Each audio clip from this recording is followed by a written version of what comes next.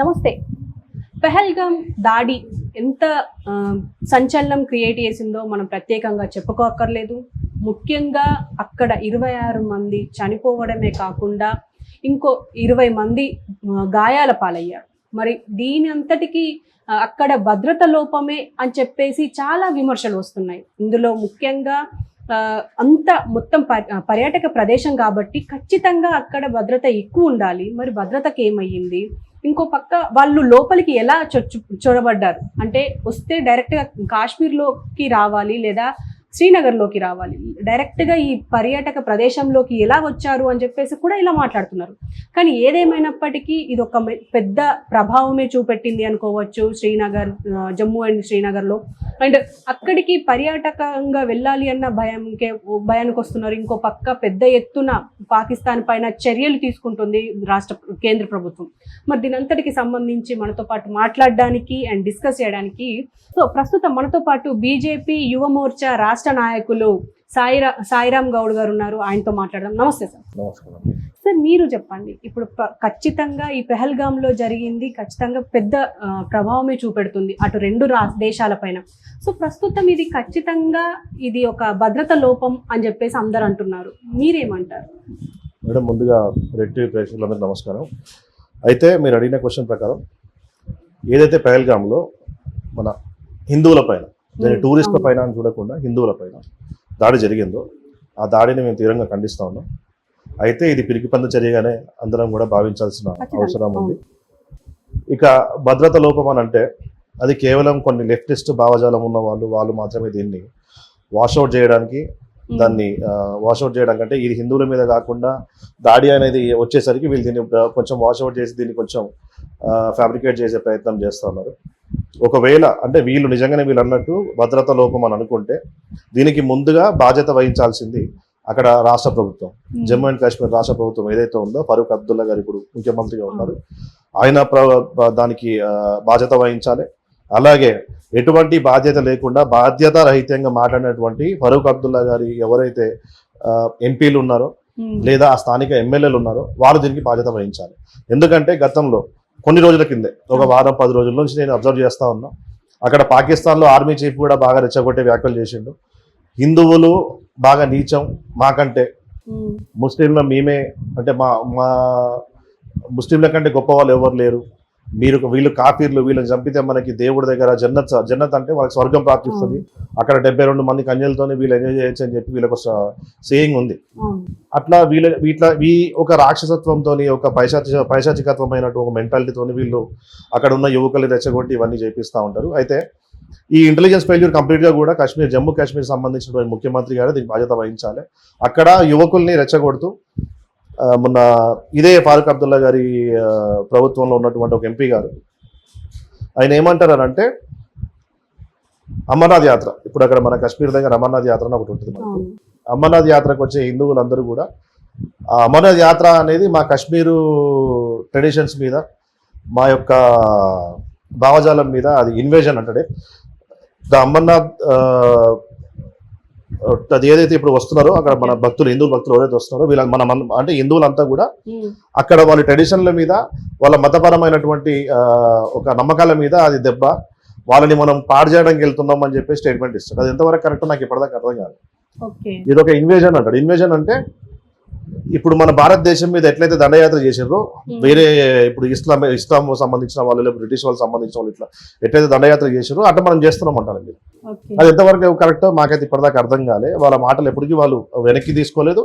అక్కడ స్థానికంగా ఉండే ఒక ఎమ్మెల్యే ఏమంటాడనంటే ఇది కంప్లీట్గా కాశ్మీర్ అనేది కంప్లీట్గా పాకిస్తాన్ భూభాగం, అసలు ఇక్కడ 370 ఆర్టికల్ని తీసేయడం కూడా చాలా పెద్ద నేరం, మమ్మల్ని అణిచివేస్తున్నారు, ఇక్కడ ముస్లిం అందరూ కూడా, ఇక్కడ ఉన్నటువంటి ప్రజలందరూ కూడా చాలా ఆగ్రహావేశాలతో ఉన్నారు, ఇది సరైన చర్య కాదు, వెంటనే ఆ 370 ఆర్టికల్ని మళ్ళీ పునరుద్ధరించాలని చెప్పి చెప్తారు.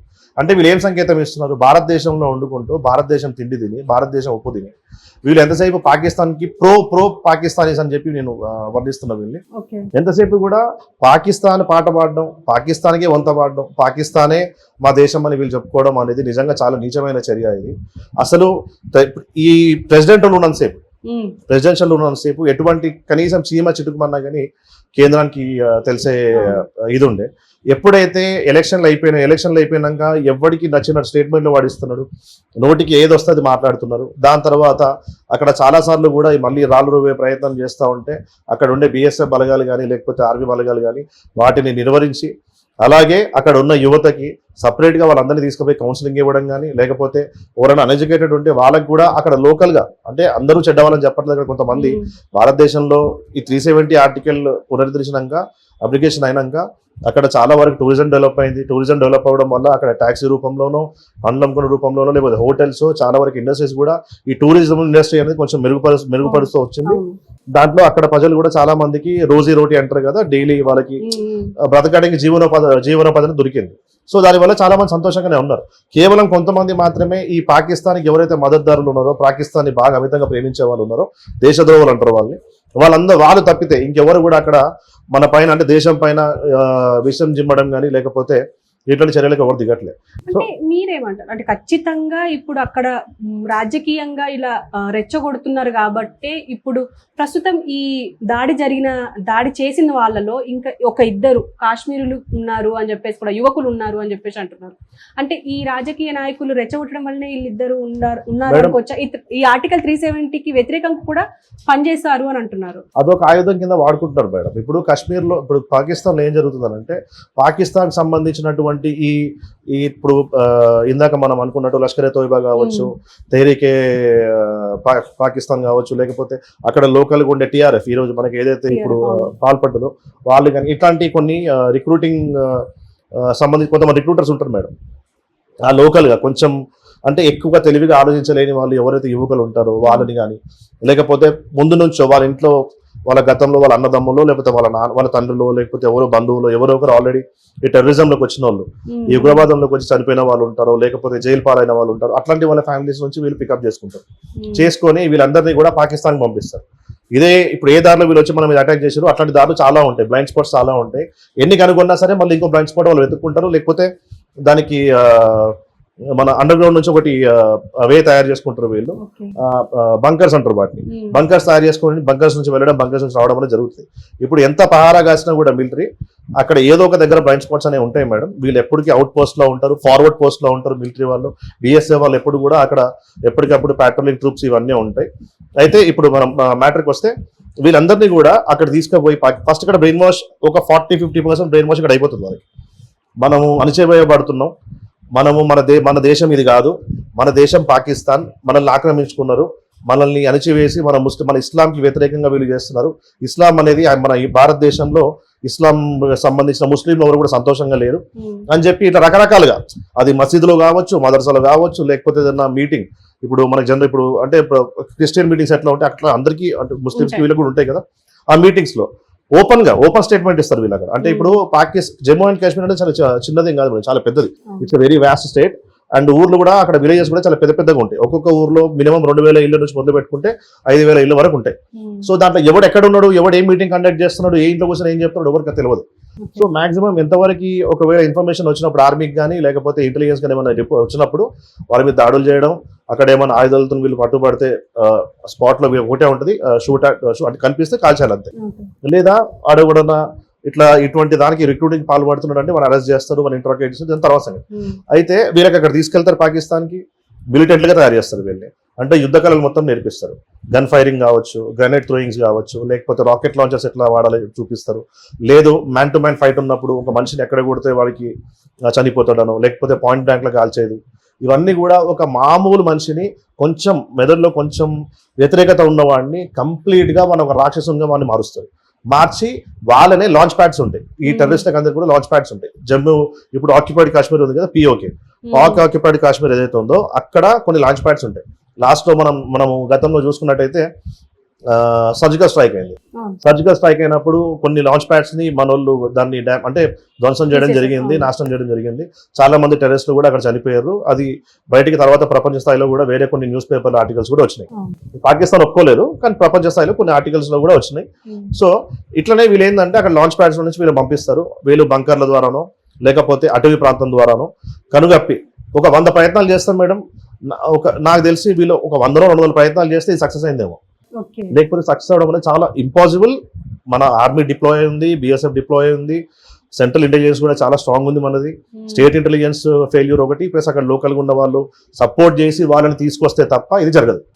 లోకల్లో ఖచ్చితంగా దేశద్రోహులు ఉన్నారు. అంటే ఇప్పుడు ప్రస్తుతం ఎందుకు మోడీని టార్గెట్ చేసి మాట్లాడారంటే, ఎందుకంటే ఆ రోజు దాడి జరిగిన రోజు ఒక వైఫ్ అండ్ హస్బెండ్ లో ఆ హస్బెండ్ ని చంపితే నన్ను కూడా చంపేయండి అని అంటే, పోయి మీ మోడీకి చెప్పుకో నేను నిన్ను చంపను అని చెప్పేసి అన్నారు. అంటే దీనికి సంబంధించి అంటే మోడీని ఎందుకు టార్గెట్ చేసి ఉంటారు అని అంటారు? మేడం, ప్రపంచ వేదిక పైన మోడీ గారికి మేము భయపడతలేమన్న ఒక మేఘభౌతిక గాంభీర్యం చూపించుకోనికి ఫస్ట్ ఆఫ్ ఆల్. రెండోది, అక్కడ టార్గెట్ చేసింది ఓన్లీ హిందువులనే. ఎందుకనంటే బీజేపీ హిందువులకు మాత్రమే మంచి చేస్తుంది అని చెప్పి ప్రపంచ వేదిక మీద చూపించుకోవడానికి. హిందువులకు మాత్రమే సపోర్ట్ చేస్తుంది, హిందువులందరూ కూడా బీజేపీకి ఒకటే అయిపోయి మిగతా ముస్లింలందరినీ కూడా అణిచివేస్తా ఉన్నారు అని చూపించుకోవడానికి తప్ప ఇంకోటి కాదని చెప్పి నా భావన. అండ్ రెండోది ఏంటంటే, అక్కడ దాడి చేసినప్పుడు క్లియర్గా అందరినీ చాలా పర్టికులర్గా ఒక్కొక్క పర్సన్ని పట్టుకుని వాడు హిందువా కాదా అనేది వీళ్ళ దాంట్లో ఒకటి ఉంటుంది మేడం, అది ఒక ట్రెడిషన్ ఉంటుంది కత్నా అనేది. అదేందనంటే ప్రతి ఒక మేల్ పర్సన్ని వాడు ప్యాంట్ ఇప్పమని చెప్పి వాడితో ప్యాంట్ ఇప్పించి గుర్తించి వాడు హిందువు అని అంటే వాళ్ళు అక్కడే స్పాట్లో పాయింట్ బ్లాంక్ లో కాల్చి చంపారు. దాదాపు అందరు 26 మంది 27 మంది ఏమో అందరిని అక్కడే చంపిండు వాడు. అండ్ లేడీస్ వచ్చి అడిగినప్పుడు జాకే మోడీకు బోలో అని చెప్పి ఇవాడు అన్నాడు. మెయిన్ ఇక్కడ మనం కన్సిడర్ చేయాల్సింది ఏంటంటే, అది మోడీ గారు కావచ్చు, లేకపోతే మన దేశంలో అపోజిషన్ లీడర్ కావచ్చు, రాహుల్ గాంధీ కావచ్చు, మల్లికార్జున ఖర్గే కావచ్చు, మన దేశంలో ఉన్న నేతల పేరు వాడు తీసుకున్నాడు అంటే వాడికి ఎంత ధైర్యం అనేది ముందు మనం ఆలోచించాలి. వాడు కేవలం భారతదేశం యొక్క ఉన్నతిని లేకపోతే దీనికి ఉన్న గౌరవాన్ని పాడు చేయడానికే, లేకపోతే ప్రపంచం ముందు ఇక్కడ మేము కాశ్మీర్ వాళ్ళమే, మేము పాకిస్తాన్ వాళ్ళం కాదు, మేము కాశ్మీర్లో ఉండే వాళ్ళమే, మేము తిరుగుబాటుదారులం, మాకు స్వతంత్రం కావాలని చెప్పి పోరాడుతున్నామని చెప్పి ఏదైతే ప్రపంచ వేదిక మీద చూపిస్తా ఉన్నారో దాన్ని నిజం చేసే ప్రయత్నమో, లేకపోతే మాకు ఎవరు అంటే భయం లేదో చూపించుకునే ప్రయత్నమే తప్ప ఇంకోటి లేదు మేడం. తొందరలోనే వాళ్ళని కుక్కల్ని చంపుతారు మన జవాన్లు. దానికి నమ్మకం ప్రజలందరూ కూడా నమ్మకం పెట్టుకున్నాం. ఆల్రెడీ ఒకటి చచ్చిపోయింది. ఇప్పుడు మన లష్కరే తోయిబా కమాండర్ అల్తాఫ్ అలీ గారిని చంపేసారు, వాడిని కుక్కని చంపినట్టు చంపారు వాడిని. అదే పరిస్థితి ఖచ్చితంగా అసలు తీవ్రవాదులు ఉగ్రవాదులు ఎవరైతే ఉన్నారో మన దేశం నాశనం కోరుతారో ప్రతి ఒక్కరిని కూడా పూకటి వేల నుంచి కంప్లీట్గా మొత్తం బేస్ నుంచి రూట్స్ నుంచి కూడా బయటికి తీసి అందరినీ కూడా చంపే ప్రయత్నమే ఉంటుంది తప్ప ఎవరిని క్షమించే ప్రయత్నం ఉండదు. ఎవరిని జైల్లో వేసి మేపే అవసరం కూడా భారతదేశ ప్రభుత్వానికి కానీ ఇక్కడ పన్నులు కట్టే ప్రజలకు కానీ ఎవరికి కూడా ఎటువంటి అవసరం లేదు. అంటే ఖచ్చితంగా అంటే ఇప్పుడు మీరు అన్నట్టుగా ఈ ఆర్టికల్ 370 వక్ఫ్ బోర్డ్ బిల్లు వల్లనే ఇప్పుడు ఈ దాడి జరిగింది అని చెప్పేసి కొంతమంది వాదన. దీనికి మీరేమంటారు మేడం? ఇది వక్ఫ్ బోర్డ్ అనేది పాకిస్తాన్ సంబంధించిన ఇష్యూ. ఇది కంప్లీట్ చెప్తున్నా మేడం. ముస్లింలకు దీంతో ఎటువంటి అపాయం కానీ వాళ్ళకి ఎటువంటి అన్యాయం కానీ జరగదు దీంట్లో. ఇది కంప్లీట్ గా వక్ఫ్ బోర్డ్ అనేది కేవలం కొంతమంది ముస్లింలలో అగ్రవర్ణంలో ఉండే కొంతమందికి మాత్రమే దాన్ని అనుభవించి దాన్ని ఇప్పటిదాకా దాన్ని మిస్యూజ్ చేశారు.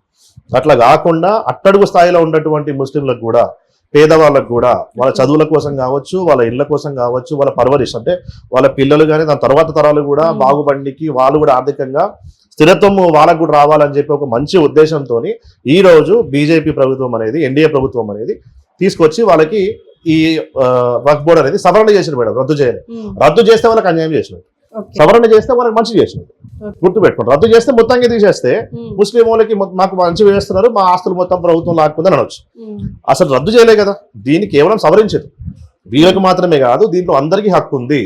ముస్లిం అనేవాళ్ళ దాంట్లో కేవలం కొంతమందికే కాకుండా complete the entire Muslim community దీని మీద రైట్స్ ఉన్నాయి. వాళ్ళందరికీ కూడా ఇది పనికి రావాలని ఒక మంచి ఉద్దేశంతో పెద్ద చూపుతోని అందరికీ పెద్దన్నలాగా మోదీ గారు దీన్ని తీసుకురావడం జరిగింది. దాన్ని వక్రీకరించి ఇప్పుడు బెంగాల్లో జరిగే దాడులు కావచ్చు, లేకపోతే దేశంలో చాలా చోట్ల దాడులు జరిగినాయి హిందువుల మీద, కేవలం హిందువులను టార్గెట్ చేస్తారు. హిందువులకి ఏం సంబంధం మేడం? చేసింది ప్రభుత్వం. అక్కడ మమతా బెనర్జీకి బీజేపీ కంటే ఎక్కువ ఓట్లు హిందువులు ఆమె కేసారు. ఆమె స్టిల్ అక్కడ వచ్చే రోహింగ్యాల ఓట్ల కోసం, లేకపోతే బంగ్లాదేశ్ అంటే రోహింగ్యాలు అంటే మ్యాన్మార్ నుంచి వచ్చిన వాళ్ళు, ఈ బంగ్లా సంబంధించిన ముస్లింలు ఎవరైతే ఉన్నారో వాళ్ళ ఓట్ బ్యాంక్ కోసం వాళ్ళని మెప్పించుకోవడానికి, వాళ్ళని సంతోషపరచడానికి నా రాష్ట్రంలో నేను వక్ఫ్ బోర్డు అమలు చేయని అంటది. ఈ మూర్మేడం అమలు చేయడానికి ఆల్రెడీ కేంద్ర ప్రభుత్వం దాని మీద మొత్తం జియో పాస్ అయిపోయినాక అంత అయిపోయినాక ఈమె ఆపడానికి ఏముండదు. అక్కడ జనాలు ఏంటంటే జుమ్లమాజ్ చేసుకుంటా వాళ్ళని పిచ్చోళ్ళని చేసి వాళ్ళని ఒక రాడికల్స్ లాగా తయారు చేసి ఈ దేశంలో ఉన్న పౌరుల మీదకి పక్క దేశంలో నుంచి తీసుకొచ్చి వాళ్ళు ఎంత ఇల్లీగల్ ఇమిగ్రెంట్స్ వచ్చినా కూడా వాళ్ళకి అంటే వాళ్ళకి ఓటర్ ఐడీలు ఇవ్వడం, వాళ్ళకి ఆధార్ కార్డులు చేయించడం, అవన్నీ తీసుకొచ్చి వాళ్ళు ఇక్కడ మన హిందువుల పైన రుద్ది బలవంతంగా వాళ్ళపైన దాడులు చేయించి భయభ్రాంతులకు గురి చేసి తప్పుదో పట్టిస్తున్నారు ఇట్లాంటి వాళ్ళు అందరూ. మొన్న ఓవైసీ కూడా అదే చెప్పిండు, మాకు అన్యాయం జరుగుతుంది ముస్లింలకు. ముస్లింలకు ఎక్కడ అన్యాయం చేయట్లేదు. కేవలం అగ్రవర్ణాలు ఎవరైతే ఇప్పటిదాకా తిని కూర్చున్నారో వాళ్ళ దగ్గర నుంచి కక్కించి మొత్తం గరీబుల దాకా కింద అట్టడుగు వర్గాల దాకా దీన్ని తీసుకుపోయే ప్రయత్నమే వక్ఫ్ బోర్డు సవరణ. ఇంకా ఆర్టికల్ 370 అనుకుందాం. ఒకే దేశంలో 2 జెండాలు 2 రాజ్యాంగాలు ఉండకూడదు అనేది ఫస్ట్ నుంచి కూడా మన అంటే ఒక కామన్ ఏ సిటిజన్ అడిగినా చెప్తారు. ఇప్పుడు మన దేశంలో 2 రాజ్యాంగాలు ఉంటాయి, 2 పార్లమెంట్లు ఉంటాయి, ఇట్లా 2 ప్రెసిడెంట్లు ఉంటారు, ఇవన్నీ అంటే అది వినడానికి చాలా విచిత్రంగా ఉంటుంది. దీన్ని ఎవరు ఒప్పుకునే పరిస్థితి లేకుండే. సో వీటన్నిటికీ సకల దరిద్రాల కారణాలన్నీ కూడా కాంగ్రెస్ పార్టీ కాంగ్రెస్ ప్రభుత్వంలో అప్పుడు చేసిన తప్పులు. కానీ సరే దాని తర్వాత మాట్లాడడం ఈ సబ్జెక్ట్ కాదు. అయితే నేను ఏమంటున్నా అంటే అటువంటివి ఉండకూడదు. ఒక దేశంలో ఒకటే జెండా ఉండాలి, ఒకటే రాజ్యాంగం ఉండాలి, ఒకటే విధి విధానాలు ఉండాలి అని చెప్పేసి ఆర్టికల్ 370 అనేది జరిపారు. ఆర్టికల్ 370 ఉన్నంత కాలం అక్కడ యువత ఎట్లా రాళ్ళు రుబ్బుతున్నారు మిలిటరీల మీద, మన ఆర్మీ జవాన్ల మీద. సొంత దేశంలో మన యువకులు, మన దేశానికి సంబంధించినటువంటి పౌరులు సొంత ఆర్మీ మీద రాళ్ళు రువ్వడం అనేది అది ఎంత భయంకరమైన సిచ్యువేషన్ అక్కడ అనేది మనకు అక్కడ ఉంటే తెలుస్తుంది మేడం. ఇంకోటి ఆర్టికల్ 370 ముందు ఇష్టానుసారంగా రావడం పోవడం, ఇక్కడ ట్రైనింగ్ క్యాంపులు నిర్వహించడం, వీళ్ళని తీసుకుపోయి మళ్ళీ అక్కడ ట్రైనింగ్ క్యాంపుల్లో పెట్టడం ఇట్లా సర్వసాధారణం ఉండే.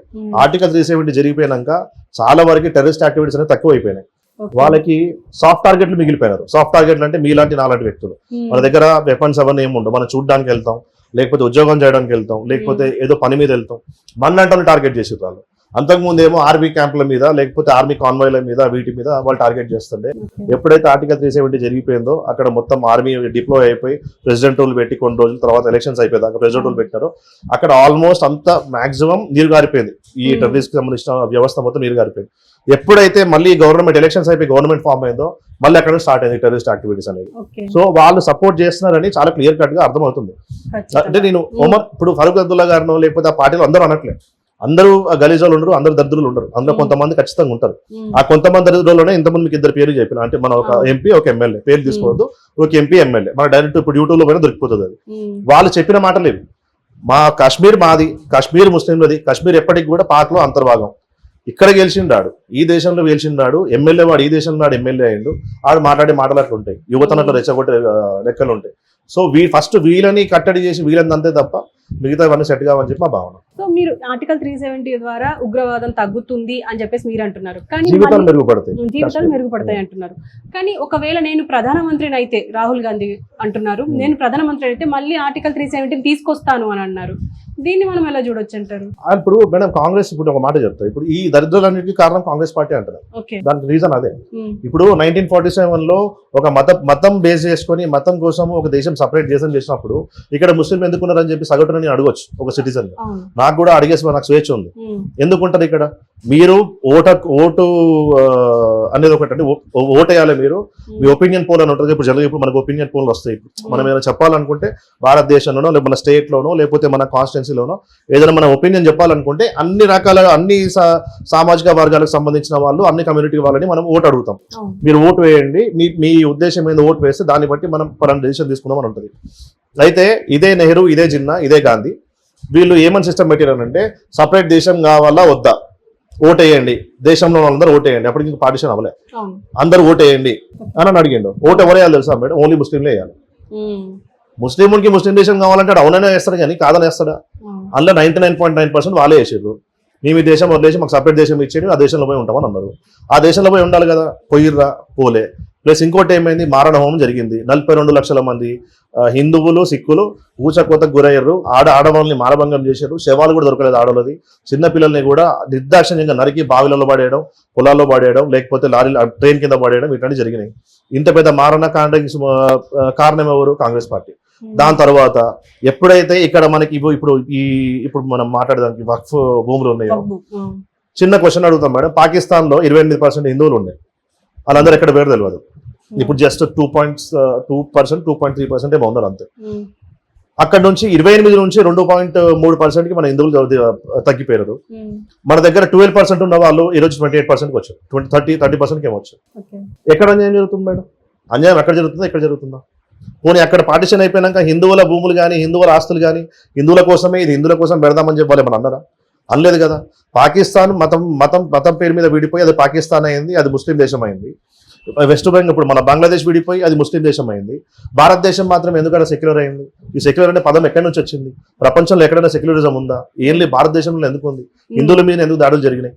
వక్ఫ్ భూములు అని చెప్పి ముస్లింల పేరు మీద అన్ని భూములు పెట్టుకొని కొన్ని లక్షల ఎకరాలు పెట్టుకొని రైల్వే తర్వాత అత్యధికమైనటువంటి ఆస్తులు కలిగి ఉన్న ఏదైనా ఒక వ్యవస్థ ఉందంటే అది వక్ఫ్ వ్యవస్థ అని చెప్పేసి అందరూ తెలిసింది ఈ రోజు. ఇది వరకు మనకు తెలియదు మేడం. కాంగ్రెస్ ప్రభుత్వం ఉన్నంత వరకు మీకు తెలియదు, నాకు తెలియదు.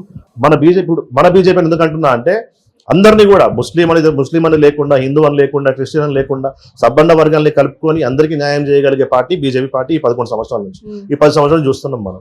ఈ పార్టీ వచ్చినాక, ఈ ప్రభుత్వం వచ్చినాక మనకు నిజాలు తెలుస్తున్నాయి. ఎవరికి ఏంది, అసలు ఎవరు ఏం చేసేది దేశంలో, మన చరిత్ర ఏంది, ఇవన్నీ అంటే మనం తెలుసుకుంటున్నాం. బయటికి ధైర్యంగా రాగలుగుతున్నా చెప్పేవాళ్ళు, వినేవాళ్ళు కూడా ఎక్కువయ్యారు. కొంచెం అంటే మన మొబైల్స్ వచ్చి టెక్నాలజీ పెరిగిపోయి మనకి మీడియా ఎక్కువైపోయి ఫోన్లోనే అన్ని మనకు అందుబాటులో ఉండడం, మనం చూడడం, నేర్చుకోవడం ఇట్లాంటివి జరుగుతున్నాయి. సో ఈ రెవల్యూషన్ వచ్చింది మనకి. ఈ రెవల్యూషన్ వచ్చి మనకు అందరికి కనువిప్పగలుగుతుంది. రేపు పొద్దున ఇక్కడ వాళ్ళు తీవ్రవాదులే కానీ లేకపోతే ఇంకే వేరే దేశాలే కానీ మన దేశంలో ఆటలు సాగవు. అత్యధిక యువశక్తి మన దేశంలో ఉంది. రివోల్ట్ అయితే మాత్రం ప్రపంచంలో మనం నంబర్ 1 లో ఉంటాం. ఆల్రెడీ మనం ప్రపంచంతో మనం పోటీ పడతా ఉన్నాం, ముందుకు పోతా ఉన్నాం, గతంలో ఎప్పుడు లేనట్టుగా. సో దీన్ని జీర్ణించుకోలేనటువంటి పాకిస్తాన్ వాళ్ళు, లేకపోతే దానికి సపోర్ట్ చేసేటటువంటి ఏదైనా వేరే పెద్ద పెద్ద దేశాలు ఏమైనా ఉంటే వాళ్ళు ఇదన్నీ వెనకాల నుంచి కుట్రలు చేసుకుంటూ భారతదేశంలో శాంతి భద్రతలు లేవు. అక్కడ మనం వ్యాపారాలు మనం అంటే ఇన్వెస్ట్మెంట్, ఇప్పుడు ఇన్వెస్టర్లు బాగా వస్తున్నారు మన దగ్గర, ఇన్వెస్ట్మెంట్ అక్కడ పెట్టొద్దు అని చెప్పి ఇట్లా కూడా చేస్తారని కూడా మనం అనుకోవచ్చు. రీసెంట్ గా చైనా దేశంలో యాపిల్ ఏమని ప్రకటించింది, మేము చైనా నుంచి ఇండియాకి షిఫ్ట్ అవుతున్నాం, ఇండియాలో మా ఇండస్ట్రీ స్టార్ట్ చేస్తున్నాం, మా ఇన్వెస్ట్మెంట్ మొత్తం ఇండియాలో పెడుతున్నాం అని చెప్పారు. అది చెప్పిన దగ్గర నుంచి చైనా ఏం చేయాలో మనకు అర్థమవుతుంది. వాడు అసలు ఉడికిపోతున్నాడా లేకపోతే ఇంకోటా అనేది మనకు అర్థమవుతుంది. మేబీ వాడు కూడా దీని వెనకాల ఉండొచ్చు. ఇప్పుడు మొన్న మన అమెరికన్ వైస్ ప్రెసిడెంట్ వచ్చారు, ఆయన వచ్చినప్పుడు ఇది కావాలని చేయడం అంటే చాలా ట్రై చేస్తారు మేడం. అంత ఈజీగా ఇండియాలో చొరబడ్డం అనేది ఇంతకుముందు లాగా లేదు. మీరు గతంలో చూసుకుంటే ఇష్టం వచ్చినట్టుగా వాడు వచ్చి దివాళీ చేసుకొని పోయినట్టు బాంబులు పెడుతుండే, పేలుస్తుండే, అమాయకుల ప్రజల ప్రాణాలు తీస్తుండే. దాంట్లో హిందువులు, ముస్లిం అనేది అందరూ చచ్చిపోయారు, చాలా మంది చచ్చిపోయారు. కాకపోతే ఏంటంటే ఒకటి చెప్తాను నేను, చాలా మంది ఏమంటారు అని అంటే ఉగ్రవాదానికి మతం లేదని అంటారు, కానీ ఉగ్రవాదానికి మతం ఉంది. ముస్లింలు అందరూ కూడా ఉగ్రవాదులు నేను అన్నా, కానీ ఉగ్రవాదులు అందరూ కూడా ముస్లింలే. ఈ పాయింట్ టు బి నోటెడ్. ఇప్పుడు ఉగ్రవాదులందరూ ముస్లింలు, కానీ ముస్లింలు అందరూ ఉగ్రవాదులు కాదు. ఉగ్రవాదం చేసేవాడు ముస్లిమే. ముస్లింలు అందరూ ఉగ్రవాదులు నేను అంటలేను, కానీ ఉగ్రవాదులు అందరూ ముస్లింలే కదా, నేను అది చెప్తున్నా. అయితే కానీ మన దేశంలో అంటే భిన్నత్వంలో ఏకత్వం అంటారు, ముస్లిం హిందువులు బాయ్ బాయ్ అంటాము, కానీ ఇక్కడ చూస్తే మాత్రం సెక్యులర్ పార్టీ, యాంటీ సెక్యులర్ పార్టీలు ఎక్కువ అవ్వడం వల్లనే ఈ దాడులు జరుగుతున్నాయి అని చెప్పేసి కొంతమంది వాదన. మేడం యాంటీ సెక్యులర్ పార్టీలు అసలైన సెక్యులర్ పార్టీ బీజేపీ పార్టీ. అసలైన సెక్యులర్ పార్టీ బీజేపీ పార్టీ కాబట్టి ఈరోజు వక్ఫ్ లో దాంట్లో అందరు ప్రజలు మొత్తం చెప్తున్నాం కదా, కింద స్థాయి వరకు అట్టడుగు స్థాయిలో ఉన్న ప్రతి ఒక్క ముస్లిం సిటిజన్ కి కూడా ఇది అందుబాటులో ఉండాలి, దీని ఆస్తులు కూడా అందరికీ అందుబాటులో ఉండాలి, అందరూ కూడా అంటే దీనికి వచ్చే ఫ్రూట్స్ అందరూ కూడా ఎంజాయ్ చేయాలి, అనుభవించాలని చెప్పి తీసుకొచ్చారు. ట్రిపుల్ తలాక్ ఎవరి కోసం తెచ్చారు? ట్రిపుల్ తలాక్ ఎవరి కోసం తెచ్చారు మేడం? ముస్లిం ఆడపడుచుల కోసమే కదా. వాళ్ళు కూడా మన అక్క చెల్లెల లెక్కనే కదా, వాళ్ళు కూడా బాగుండాలి కదా. పెళ్లి చేసుకున్న 3 రోజులకు 4 రోజులకు తలాక్ తలాక్ తలాక్ అని చెప్పి రోడ్డు మీద వేస్తే ఆడపడుచు పరిస్థితి ఏంది? వాళ్ళ దాంట్లో చాలా ఇంకా హేయమైన చర్యలు చాలా ఉన్నాయి. అవన్నీ మనం మీడియా ముందు మాట్లాడితే వాళ్ళని కావాలని టార్గెట్ చేసినట్టు అవుతుంది. ఇంకా చాలా హేయమైన చర్యలు ఉంటాయి వాళ్ళ దాంట్లో, అవన్నీ మనం మాట్లాడే అవసరం లేదు. చెప్తారు ఇట్లాంటి అంటే ఆడపడుచుల కోసం, ముస్లిం ఆడపడుచుల కోసం ఇవి చేయలేదా? ఇప్పుడు వక్ఫ్ బోర్డు కాదా, 370 ఆర్టికల్ కూడా అక్కడ మెజారిటీ పీపుల్ ఎవరు ఉన్నారు మేడం? ముస్లింలే కదా. వాళ్ళ కోసమే తీసుకొచ్చింది కూడా, వాళ్ళ జీవితాలు బాగుపడాలనో, వాళ్ళది ఉపాధి అవకాశాలు ఎక్కువ రావాలనో. ఇప్పుడు అది తీసేస్తున్నాయి కదా మేడం, బయట నుంచి వచ్చి అక్కడ భూములు కొనడం కానీ, అక్కడ వ్యవసాయం కోసం ఎక్స్పోర్ట్లు కానీ ఇంపోర్ట్లు కానీ అన్నీ పెరుగుతున్నాయి. అండ్ ఈ సినిమా షూటింగ్స్ కూడా చాలా పెరిగినాయి, టూరిజం చాలా పెరిగింది, టూరిజం ని బేస్ చేసుకుని హోటల్స్ వచ్చినాయి, ట్రావెల్స్ వచ్చినాయి, ఫ్లైట్స్ అక్కడికి అప్ అండ్ డౌన్ ఫ్లైట్స్ వస్తూ ఉంటాయి, మిగతా ఇవన్నీ అంటే చాలా రకాలుగా లాజిస్టిక్స్ కానివ్వండి, లేకపోతే అక్కడ లోకల్ బిజినెస్ కానివ్వండి, ఏదైనా కానివ్వండి, చాలా హైప్ అంటే మంచి గ్రోత్ అనేది పెరిగింది. ఈ ఒక్క దాడితోని వాళ్ళు దీన్ని మేము ఆపేసినాం, ఇంకెప్పుడు టూరిస్టులు రారు దీనికి అని అనుకుంటే అది పొరపాటే. నిజంగా ఎవరైతే టెర్రరిస్టులు ఉన్నారో వాళ్ళు నిజంగా వాళ్ళు పొరపాటు పడ్డట్టే. దీనికి ఎటువంటి ఏది ఉండదు. కొన్ని రోజులు ఈ గర్మీ కొన్ని రోజులు కనిపిస్తుంది, వాళ్ళందరినీ ఖతం చేస్తారు మన వాళ్ళు. ఖతం చేసినాక మళ్ళీ యథావిధిగా కాశ్మీర్లో ఉండే సామాన్య ప్రజలు ఎవరైతే ఉన్నారో, అది ముస్లిం సోదరులు కావచ్చు లేకపోతే ఇంకెవరైనా కావచ్చు, వాళ్ళందరూ సంతోషంగా ఉంటారు. వాళ్ళ తర్వాత తరం కూడా మంచిగా సంతోషంగా ఉంటుంది. అక్కడ ఉన్నటువంటి జనాలు కూడా వాళ్ళు ముస్లింలే కావచ్చు లేకపోతే ఇంకెవరే కావచ్చు, వాళ్ళు కూడా ఏమని చెప్తున్నారు రోజు మీడియా ముందుకు వచ్చి, మేము స్వతహాగా మేము టూరిస్టులందరినీ కూడా మేమందరినీ కూడా స్వాగతిస్తున్నాం, మేమందరం చాలా బాగుపడుతున్నాం, మాకు వాళ్ళు వచ్చి ఖర్చు పెట్టి పోతే మాకు అది మా జీవనోపాధి అయ్యి మా పిల్లల్ని చదివించుకోగలుగుతున్నాం. ఇప్పటిదాకా మాకు చదువు సరిగా లేకుండే, మాకు పక్కన ఈ పాక్ ఆక్యుపైడ్ కాశ్మీర్ నుంచి వచ్చి మా మీద దాడులు చేస్తుండే, మాకు బ్రెయిన్ వాష్ చేస్తుండే, ఇవన్నీ వేరే వాళ్ళు చెప్తున్నారు, పెద్దోళ్ళు చెప్తున్నారు, యువకులు చెప్తున్నారు. ఒక అతను, ఆయన పేరు మాజిద్ ఏదో పేరుంది ఆయన పేరు, ఆయన ఈరోజు ANI టీవీలో నేను మార్నింగ్ చూసినాను 8:30కి ఏమో మార్నింగ్, నిన్నటిది మళ్ళీ మార్నింగ్ ప్లే అయింది. చిన్న పిల్లాన్ని తన సంఖ్యలో ఎత్తుకొని చిన్న పిల్లగాని గురించి మాట్లాడుతున్నాడు. ఈ రోజు వీళ్ళు చేసిన చర్యకి రేపు పొద్దున నా కొడుకు వీడికి 2 years ఉంది, వీడిని కూడా రేపు పొద్దున టెర్రరిస్ట్ కింద చూస్తారు అక్కడ వాళ్ళు, మిగతా బయటికి వచ్చిన వాళ్ళు. సో ఇది మాకు సంబంధం లేని ఇష్యూ, దీని మీద ఖచ్చితంగా మోడీ గారు చర్యలు తీసుకోవాలి, ప్రభుత్వం వెంటనే చర్యలు తీసుకోవాలి, ఏ ఒక్కడిని వదలొద్దు, ఇంకోసారి బార్డర్ దాటాలంటే భయపడాలని చెప్పి వాళ్ళే అంటున్నారు. సో అక్కడ పబ్లిక్ సంతోషంగా ఉన్నారు. ప్రభుత్వంలో, మోడీ గారి ప్రభుత్వంలో మొత్తం అక్కడ కాశ్మీర్ నుంచి కింద కన్యాకుమారి దాకా అందరూ సంతోషంగా ఉన్నారు. కేవలం కొంతమంది రాజకీయ నాయకులు కేవలం వాళ్ళ స్వలాభం కోసం, వాళ్ళ ప్రయోజనాల కోసం వాళ్ళు చేసేటటువంటి ఏవైతే అబద్ధాలు క్రియేట్ చేసి మీకు అన్యాయం అయిపోతుంది, ఒకడేమో తమిళనాడు అన్యాయం అయిపోతుంది అంటాడు. ప్రపంచంలో ఎక్కడ లేనటువంటి ఒక మంచి పరిపాలనీయనికి ఒక మంచి నాయకుడు మనకు దొరికిండు. ఈయనని కరెక్ట్గా వాడుకోగలిగితే భారతదేశం రానున్న 100 సంవత్సరాల వరకు కూడా అగ్రగామిగా నిలబడుతుంది, వరల్డ్ లీడర్ కింద మన భారతదేశాన్ని చూడొచ్చు అని కళ ఆయనకు అంటుంటే, దీన్ని చాలా మంది దీన్ని పాడు చేసి భారతదేశాన్ని ఎప్పటిలాగానే పెట్టాలి, బానిస సంఖ్యలో మనం బతకాలని చెప్పి వాళ్ళు తీసుకుపోతారు. అంటే దీన్ని రాజకీయంగా చూసే వాళ్ళు మాత్రం ఏమంటున్నారంటే, ఇప్పుడు ప్రస్తుతం ఇప్పుడు అక్కడ భద్రతా చర్యలు లోపించినాయని ఇందాకనే చెప్పాను. అయితే మరి ఎలాంటి చర్యలు తీసుకోవచ్చు అంటారు మీ ప్రకారంగా? అంటే ఈ రాజకీయ పరంగా చూస్తే ఇది ఖచ్చితంగా అంటే కావాలనే దీన్ని రాజకీయం చేస్తున్నారు అని చెప్పేసి తెలుస్తుంది. అయినా కూడా అంటే మోదీ వైఫల్యం అని చెప్పేసి అంటున్నారు. మోడీ గారు వైఫల్యం ఎక్కడ లేదు మేడం. ఇప్పుడు ఇక్కడ మోడీ గారు చేసేది ఏమి ఉండదు. ఇప్పుడు ఆల్రెడీ ఇష్యూ జరిగిన వెంటనే హుటాహుటిన ఆయన భారతదేశానికి వచ్చేసిండు, అర్జెన్సీ మీటింగ్ ఒకటి పెట్టిండు, ఎమర్జెన్సీ మీటింగ్లో కూర్చున్నాడు, ఏమేమి యాక్షన్స్ తీసుకోవాలి మొత్తం మిలిటరీ సంబంధించిన అధికారులు, లేకపోతే ప్రభుత్వంలో సంబంధించిన రక్షణ మంత్రి గారితో కావచ్చు, అందరితో కావచ్చు కూర్చొని ఒక మీటింగ్ కండక్ట్ చేసి నెక్స్ట్ ఎటువంటి స్టెప్స్ తీసుకోవాలో అటువంటి స్టెప్స్ అనేది తీసుకుంటూనే ఉన్నాడు. ఇండస్ వాటర్ ట్రీటీ అని ఒకటి ఉంది, దాన్ని వెంటనే మేము వాటర్ ఆపేస్తాము, ఫస్ట్ వాటర్ ఆపేస్తున్నాం అని చెప్పేసి అన్నారు. ఆపేసారు. అది చాలా పెద్ద దెబ్బ మేడం. ఒక మనిషిని చంపాలంటే మనకి బుల్లెట్తోనో కత్తితోనో చంపే అవసరం లేదు. ఆ దేశం మూలాల మీద దెబ్బ కొట్టాలంటే అందరికి కావాల్సిన మెయిన్ సోర్స్ అనేది వాటర్. పాకిస్తాన్ లో 80% విద్యుత్ ప్రొడ్యూస్ అయ్యేది ఈ వాటర్ తోనే, 80% క్రాప్ వచ్చేది ఈ వాటర్ తోనే. ఇది చాలా పెద్ద దెబ్బ. ఇంకోటి ఏంటంటే ప్రపంచం ముందు బిచ్చమెత్తుకునే పొజిషన్ కి పాకిస్తాన్ తీసుకొచ్చింది కూడా మోడీ ప్రభుత్వం. అంతకుముందు కాంగ్రెస్ ప్రభుత్వం ఎప్పుడు కూడా వాళ్ళని బుజ్జగించి నానా జోజో అంటే వాడు ఇన్లే. ఇది తీసుకొచ్చినాక వాడు చల్లబడ్డాడు కొంచెం. వాడి యుద్ధం అనే పేరు మనకు అసలు ఇప్పటికి కూడా వస్తలేదు. ఎందుకనంటే వాడి యుద్ధం మొదలు పెడితే 3 రోజులు ఖతం చేసే సత్తా భారతదేశానికి ఉంది.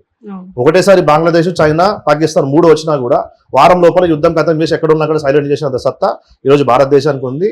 అంత క్యాపిటల్ కూడా ఇన్వెస్ట్మెంట్ అనేది మన మెయిన్ రక్షణ శాఖ మీద మనం పెడతా ఉన్నాం. అంటే మోస్ట్ అడ్వాన్స్డ్ వెపన్స్ కానీ, మోస్ట్ అడ్వాన్స్డ్ ఫైటర్ ఎయిర్క్రాఫ్ట్స్ కానీ, లేకపోతే వార్షిప్స్ కానీ, ట్యాంక్స్ కానీ, ఇట్లాంటి చాలా అడ్వాన్స్ ఉన్నాయి మేడం. అది అంటే మెయిన్ స్ట్రీమ్ మీడియాలో రాకపోవచ్చు కానీ మనం సర్చ్ చేసి దాని గురించి చదివితే యూట్యూబ్లోనో ఎక్కడో దగ్గర ఛానల్స్ ఉన్నాయి, వాటిలో చూస్తే మనకి ఇవన్నీ అర్థమవుతాయి. అయితే ఈ వాటర్ బంద్ చేయడం, సీజ్ ఫైర్ అనేది ఒకటి ఉంటుంది మనకి, వాళ్ళకి మధ్యలో కాల్పుల విరమణ ఒప్పందం అని ఒకటి ఉంది. దాన్ని కూడా ఇప్పుడు క్యాన్సిల్ చేశారు, దాన్ని కూడా అబ్రికేట్ చేశారు. అయితే అది జరిగిన వెంటనే ఫస్ట్ ఫైరింగ్ అయింది పాకిస్తాన్ నుంచి. టు బి నోటీస్డ్, ఇది బాగా స్ట్రాంగ్ గా నోటీస్ చేయండి. మనం స్టార్ట్ చేయాలి, సీజ్ ఫైర్ ఎత్తివేయగానే అక్కడ నుంచి కాల్పులు మొదలయ్యాయి.